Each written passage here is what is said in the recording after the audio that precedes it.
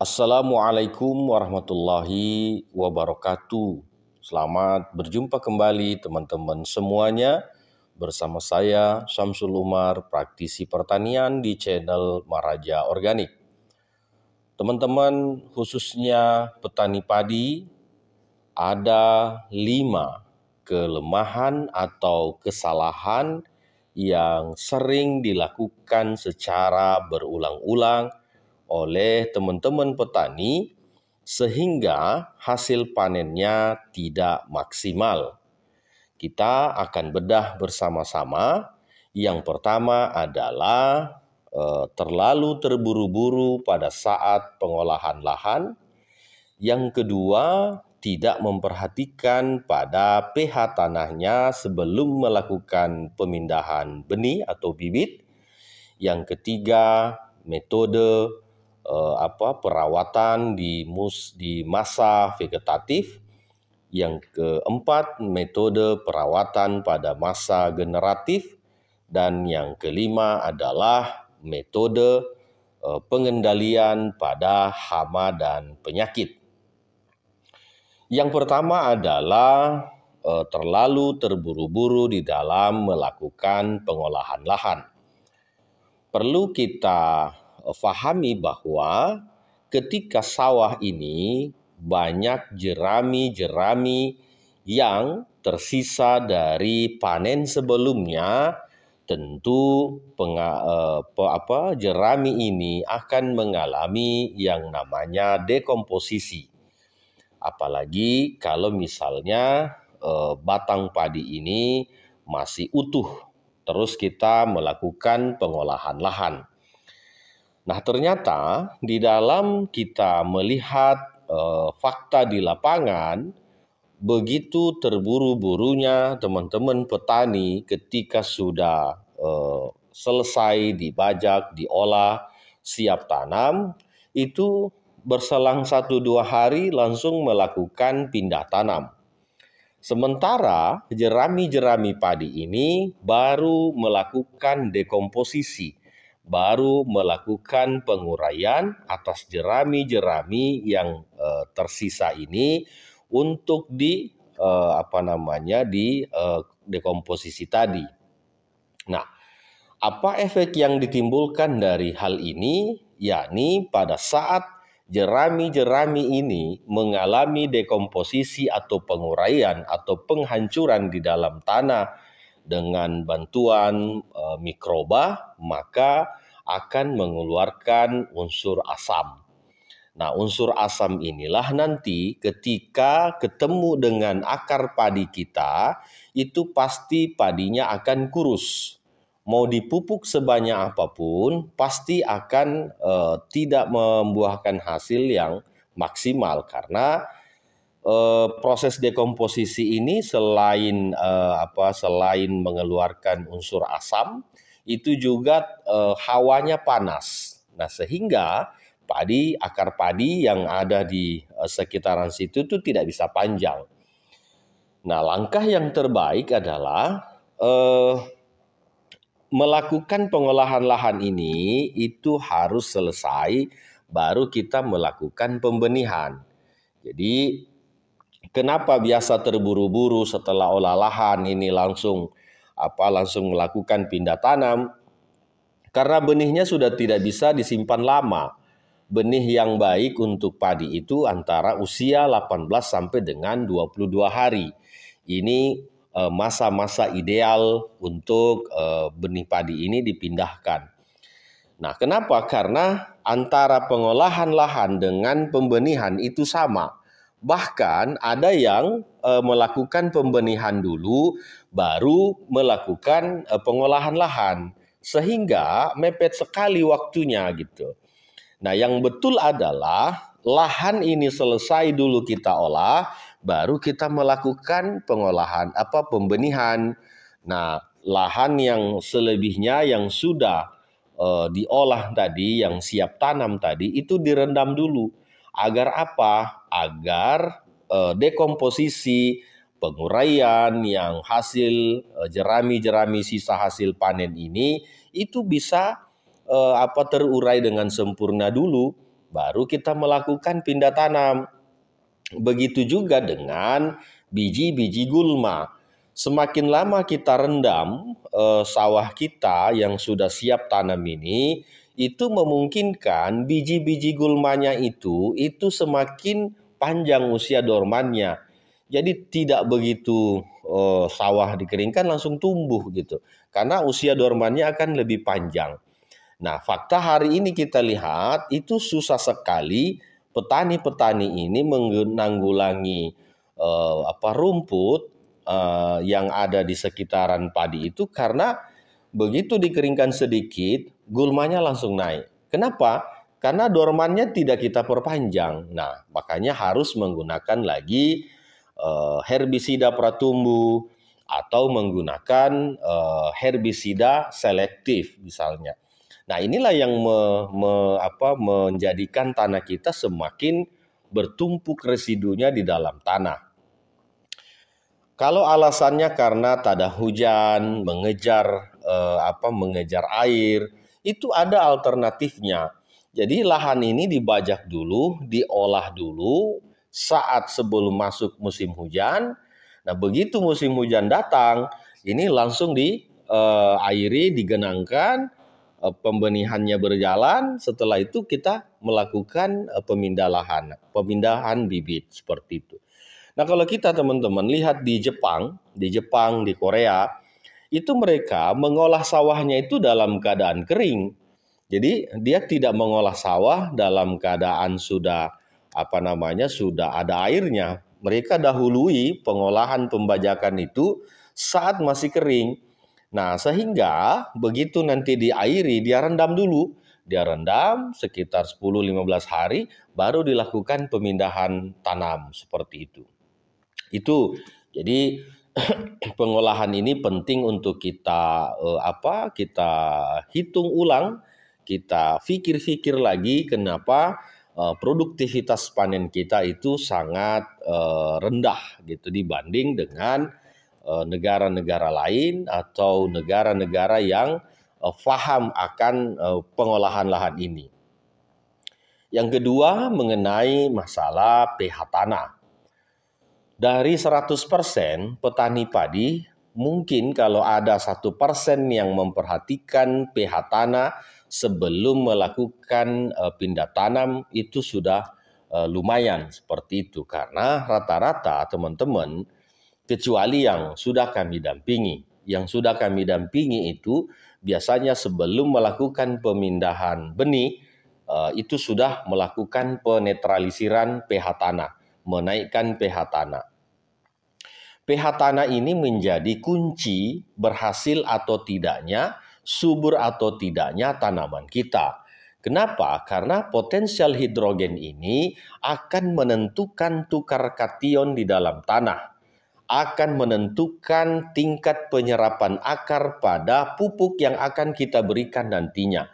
Kalau pH kita asam, maka tentu tidak akan maksimal akar ini menyerap nutrisi yang ada di dalam tanah. Artinya bahwa sebanyak apapun pupuk yang kita berikan tidak akan menjamin bahwa produktivitas itu akan meningkat. Kenapa? Karena diikat oleh partikel-partikel lain yang berlebih di dalam tanah kita dari unsur-unsur pupuk yang kita berikan itu, sehingga dalam perjalanan tanaman kita ini sudah diberikan pupuk bermacam-macam, tapi kelihatannya kok sama saja seperti itu. Bukan karena pupuknya tidak maksimal atau tidak bagus, tetapi karena ada faktor unsur-unsur Fe, mangan, aluminium yang tinggi di dalam tanah yang mengikat unsur-unsur NPK misalnya yang pupuk kita berikan itu, sehingga tidak bisa diserap secara maksimal oleh tanaman kita. Nah, sehingga padi kita itu mengalami stagnasi, kurus, berpenyakitan, dan mudah diserang oleh hama dan penyakit. Yang ketiga adalah metode atau cara membudidayakan di masa vegetatif atau masa pertumbuhan. Di masa pertumbuhan padi itu tidak boleh terlalu banyak atau terlalu sering tergenang oleh air.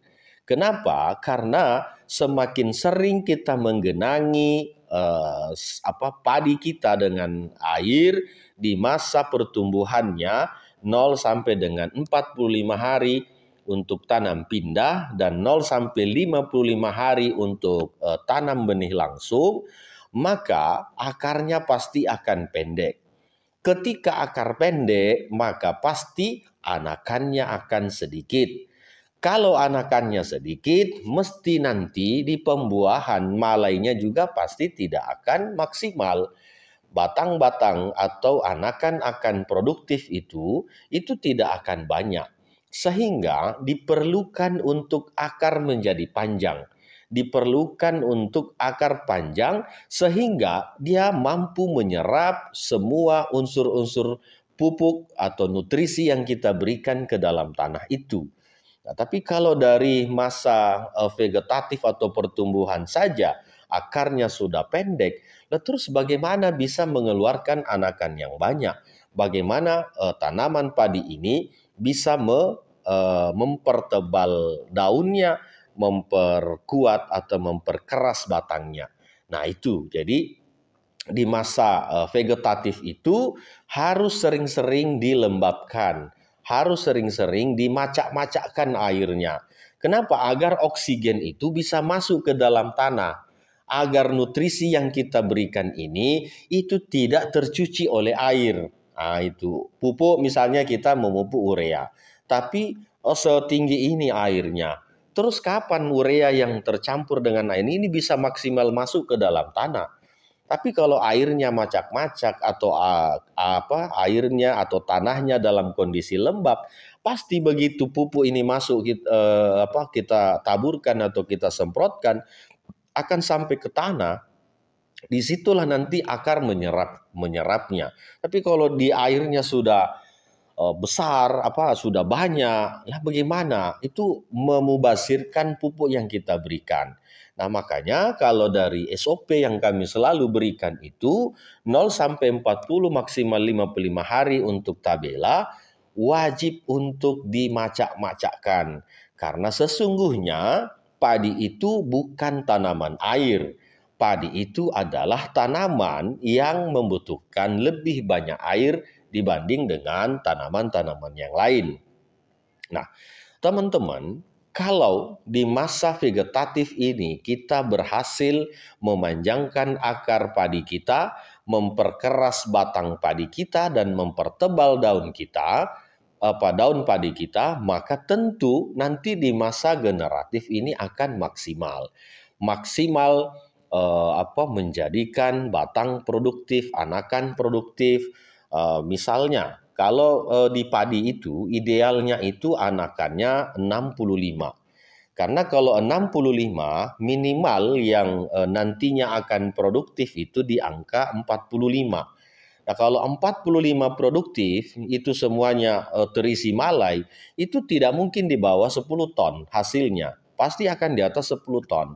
Tapi kalau anakannya hanya 35, yang produktif nanti hanya 20 atau 25, ya antara 4 sampai 5 ton saja itu hasil panennya. Sehingga ketika di masa vegetatif ini menjadi penentu masa generatif.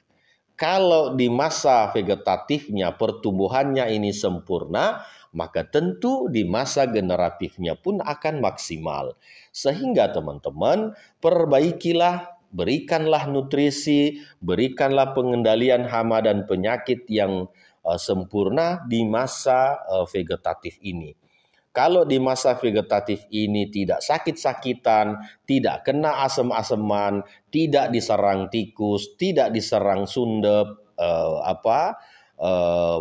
hama-hama yang lain seperti wereng, itu pasti masuk generatif akan maksimal. Nah, yang keempat itu di masa generatif. Kebalikan dari masa vegetatif untuk padi itu, generatifnya harus sering-sering kita isi air. Kenapa? Karena di saat itulah padi kita membutuhkan banyak air untuk membantu mendorong nutrisi yang ada di dalam tanah yang diserap tadi oleh akar untuk maju ke atau menuju ke pengisian malai.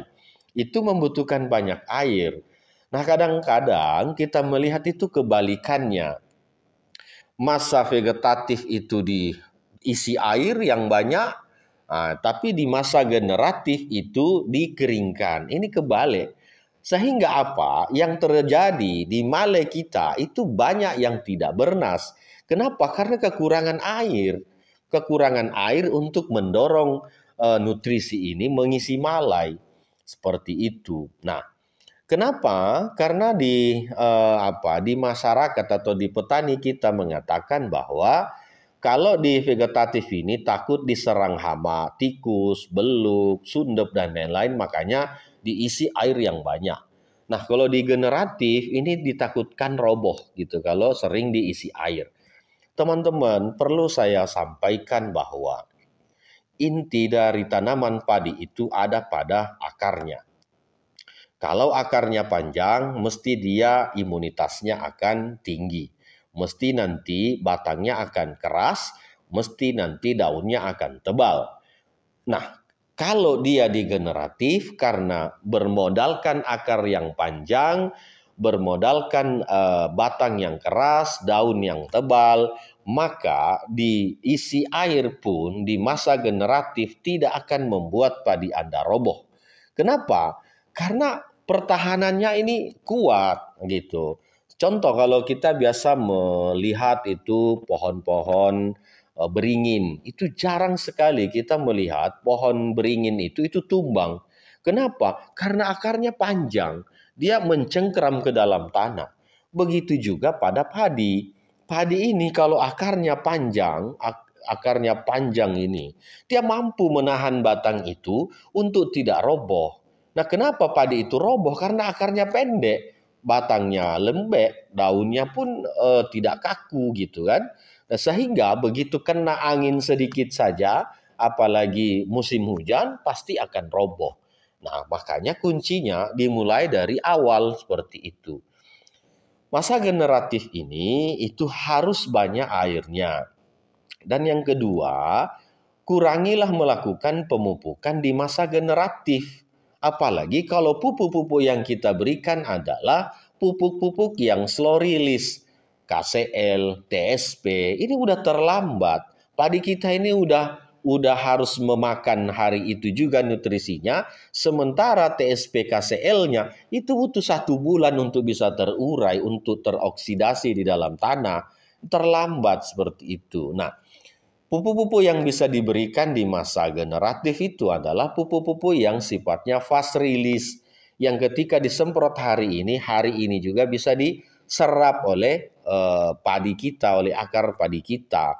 Misalnya kalau mau menambahkan nitrogen, ya cari yang kandungannya sudah nitrat. Kalau fosfatnya itu cari yang P2O5, yang tidak mentah, yang sudah jadi.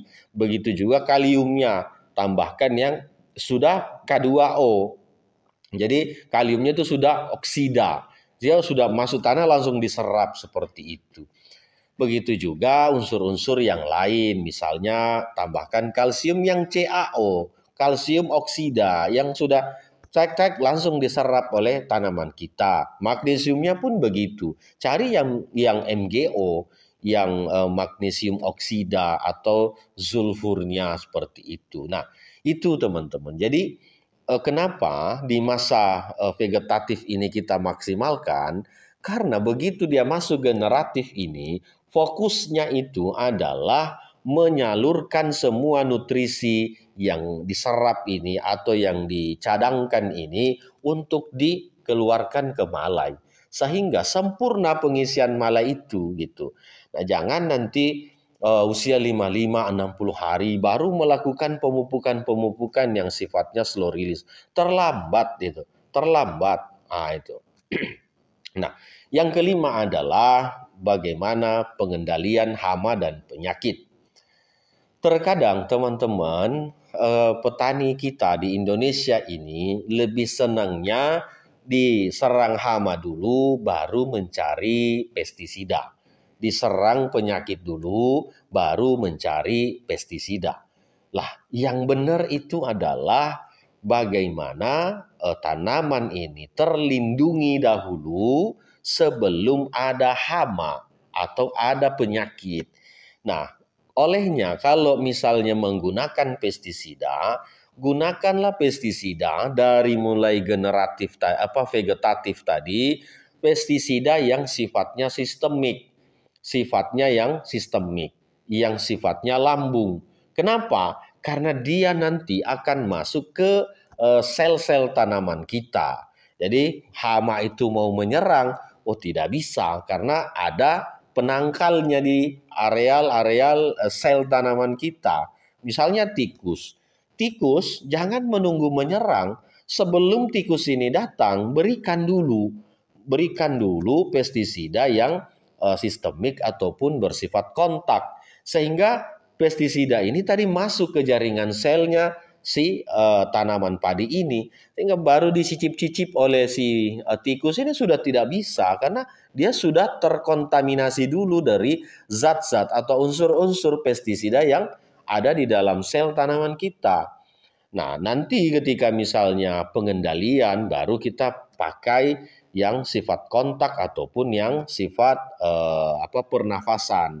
Itu hanya untuk pencegahan-pencegahan sifatnya yang sistemik ataupun yang lambung. Nah, teman-teman terkadang juga salah analisa dari petani-petani kita ini yang harusnya itu diserang oleh ulat tapi dia pakai fungisida yang harusnya ini sundep yang mengena dia pakai virusida ataupun bakterisida. Jadi pengenalan tentang apa-apa hama, apa-apa penyakit yang sering menyerang padi ini itu tidak dikuasai. Sehingga apa? Sehingga yang kaya ini adalah teman-teman produsen, gitu. Petani ini ya beli terus. Kenapa? Karena petani memang sukanya diserang dulu baru mencari pengendaliannya.